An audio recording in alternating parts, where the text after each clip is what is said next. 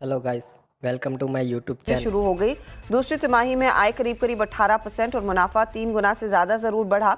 EBITDA growth 23% रही। Margins भी 30 basis point बढ़कर 8.5% पर पहुंचे, लेकिन एक्सपेक्टेशन से कम वो नंबर्स बनते दिखाई दिए थे।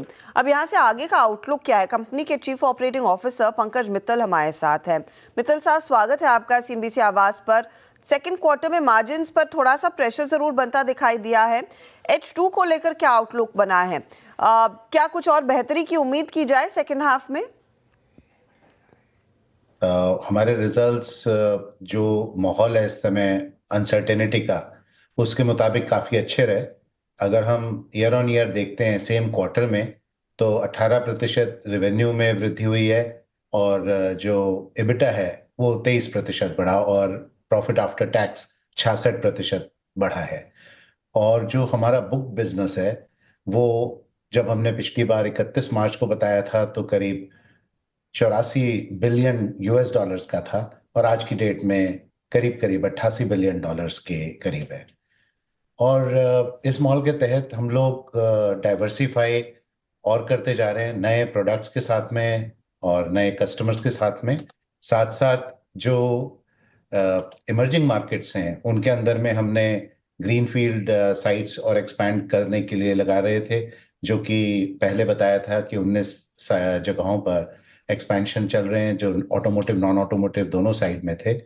उनमें से 5 फैसिलिटीज ऑन स्ट्रीम आ गई हैं इस साल और 8 और फैसिलिटीज अगले साल के अंदर में ऑपरेशनलाइज हो जाएंगे अगले 6 महीनों में H2 के अंदर में। तो ये भी एक बहुत अच्छी चीज रहेगी जो हमारे को और अच्छी वृद्धि करने में सहायता करेगी। ईवी सेगमेंट को लेकर अगर आप हमें एक अंडरस्टैंडिंग दे सके कि किस तरह की स्थिति बनती हुई दिखाई दे रही है, क्योंकि यूरोप में कुछ प्लेयर्स ने चिंताएं जाहिर की थी, उन्होंने अपना आउटलुक काटा है। चीन में भी ऐसी ही स्थिति उभर कर आ रही है। तो आपके लिए क्या एक्सपीरियंस रहा है और क्या विजिबिलिटी है ईवी सेगमेंट की ग्रोथ की? जहां तक हमारे प्रोडक्ट्स का सवाल है, पहली चीज है कि हम लोग के जो प्रोडक्ट हैं वो इलेक्ट्रिक हो या हाइब्रिड हो या आइस व्हीकल हो, सभी के अंदर में जाते हैं। वो पावर ट्रेन एग्नोस्टिक हैं, क्योंकि पावर ट्रेन कोई भी हो उन सभी में हमारे सारे प्रोडक्ट्स लगते हैं। तो हमको उस तरह से कोई बहुत ज्यादा इम्पैक्ट नहीं पड़ता। अगर हम ये देखते हैं कि ऑर्डर बुक जो है 88 बिलियन डॉलर की, उसमें से करीब 24% वो ईवी, प्योर ईवी व्हीकल्स के लिए है। ईवी व्हीकल्स के अंदर में अभी इंटरनेशनली वृद्धि तो हो रही है पेनिट्रेशन में, लेकिन जो वृद्धि है वो जितनी एक्सपेक्टेशंस थी उसके मुताबिक थोड़ी कम है। तो इतने अनसर्टेन एनवायरनमेंट में हमारी कंपनी ने एक और काम भी किया कि हमने क्यूआईपी भी लाए थे, सीसीडी भी किया था। तो आज की डेट में हमने अपने आप को डीलिवरेज भी किया है और हमारी जो डेट है वो केवल एक वन टाइम ऑफ एबिटा है आज की डेट में। और ये तब है जब ये जो क्वार्टर निकला है, ये हर साल सीजनैलिटी के हिसाब से वीक क्वार्टर रहता है, क्योंकि इसमें बहुत छुट्टियां होती हैं यूरोप में और जगहों पर। तो जो वर्किंग कैपिटल होता है वो सबसे ज्यादा लेवल पे होता है। आने वाले क्वार्टर्स के अंदर में आप देखेंगे अगले 2 क्वार्टर में और भी हमारी डीवलेवरेजिंग होगी और हम लोग अपने आप को एक मजबूत बैलेंस शीट के साथ प्रेजेंट करते हैं, क्योंकि जब अनसर्टेन एनवायरनमेंट होते हैं तो बहुत सारी अपॉर्चुनिटीज भी आती हैं। जहां पर भी पेन होता है तो हम लोग एक ट्रस्टवर्दी सप्लायर्स के तरीके से अपने कस्टमर्स के सामने पेश रहते हैं और जो भी उनकी जरूरतें होती हैं उनको पूरा करते हैं।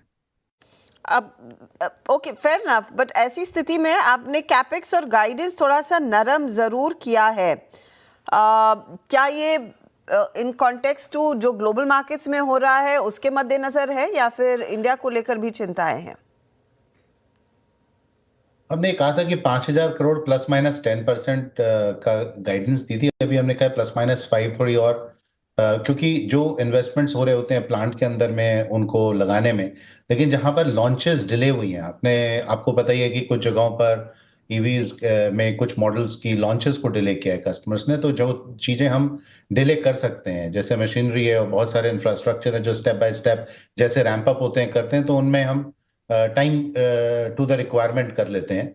वो चीज हमने फाइन ट्यून करके एक ये गाइडेंस दी है।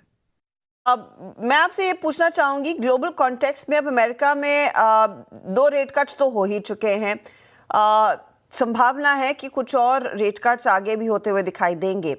तो क्या यूएस वर्सेस ईयू मार्केट, ज्यादा ग्रोथ आपको कहां पर बनती दिखाई देगी?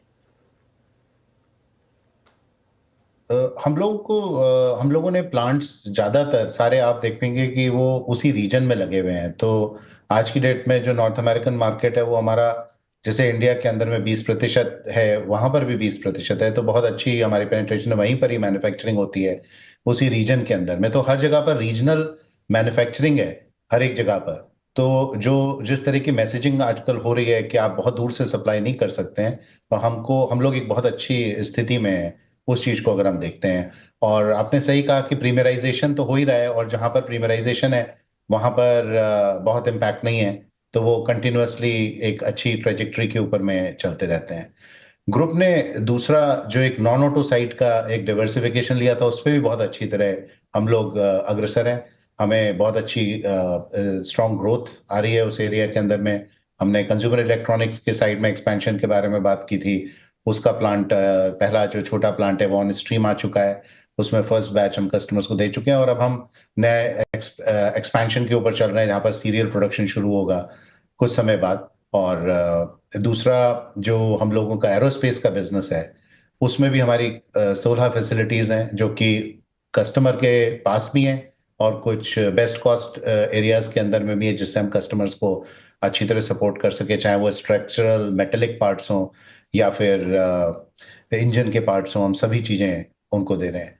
एक और नॉन ऑटो साइड में हमने एक्सपेंशन किया था, एक जेवी बनाया है जो कि हमारे करंट पार्टनर है हमाक्योरेक्स सान, उनके साथ में जापान के अंदर में जेवी बनाया है, जिससे हम जापान में भी अपने कस्टमर्स को सस्टेनेबल पैकेजिंग, 3PL सर्विसेज और एक्सिम के ऊपर में सपोर्ट कर सकें। तो ये सारी चीजें हमारी नॉन ऑटो साइड में भी चल रही हैं, जिसमें अभी आज की डेट में करीब 3,000 करोड़ के करीब का वर्ष एक सालाना बिजनेस जो है हमारा रन रेट आ चुका है।